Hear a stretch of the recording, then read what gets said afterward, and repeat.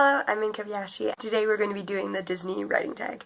Just a disclaimer, yes, I know my voice sounds incredibly raspy. Kate is the original person who did this tag. I found it by the Brooks channel, so thank you so much, you had great videos. First question is Aladdin Poof. A genie appears and grants you one wish to fix something. Fight scenes. I don't know swordplay movements. I'm not a wrestler. I don't enjoy really reading fight scenes. Kind of skim them. And it's not that I don't think it's like epic. Like if they're like doing epic stuff, I'm like, oh, that's awesome. But most of the time it's not that epic. I just want them all written for me. 2. Lion King. If you had to retell a Shakespeare play using animals as the main characters, which play would you choose and what animals? Much Ado About Nothing, or like Julius Caesar. I love Shakespeare. I might be getting hate for this. I don't really like animals. When other people have animals, I'm like, oh, they're cute. I might pet them. I probably won't. I don't really enjoy movies with main characters that are animals either. I don't think I would ever write a book with the main characters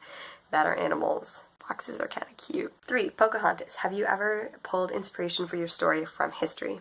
I use history constantly. To name a few, I have one of my characters, Cassia Maximilian. Takes a lot of her origin from Catherine of Aragon, who was the first wife of Henry VIII, the guy that had 6 wives. She was married to his brother, and then he died, and she was married, and they were kind of had like a brother and sister relationship, and then he chose someone over her. Embedded in all my books is like historical, as a way to try to make my books seem realistic, or at least relevant to periods that I kind of base them on. I wanted to figure out Tudor family got their claim, to understand like claims. One of my main lands, there's the Retellings family, which is the ruling family. Trying to figure out like how many times should people die. I did the like English family tree, most of it on my wall, written out by hand. Yeah, I'm a little bit obsessed with history. 4. Snow White. What was the very first story you ever wrote? So this story was about a girl named Becca who deals with prejudice in 1911 Canada. There's been several drafts. I'm probably going to publish it one day. I first started it in March of 2009, so we're gaining on 9 years of writing. Mulan, who's the strongest character you've ever written, or what makes them strong? I have 52 folders dedicated to writing, not including individual files.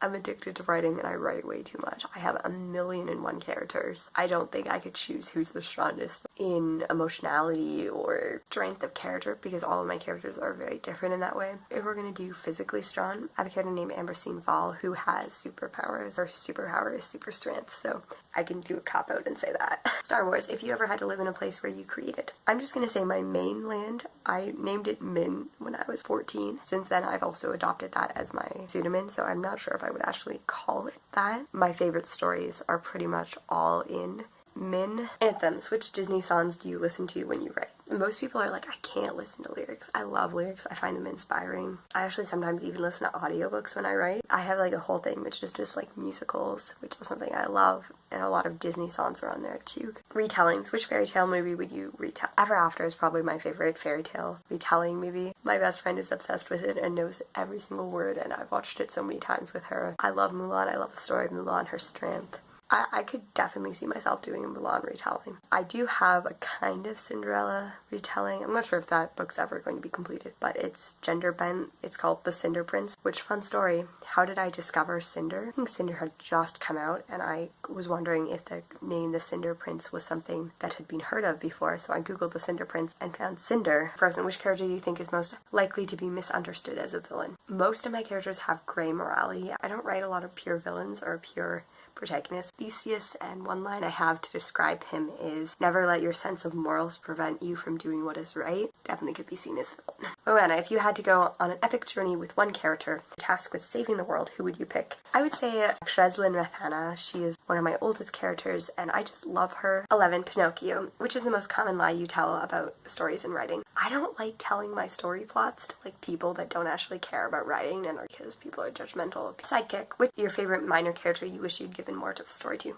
The person who has any weight on the story, I have their whole life mapped out, which is a terrible habit and why I haven't finished that many books, because I could write a story about them, and I do write a story about them. I don't have that many writing friends on the YouTubes, so if you would like to do this, go tagged and have a great time. Let's get down to business to defeat the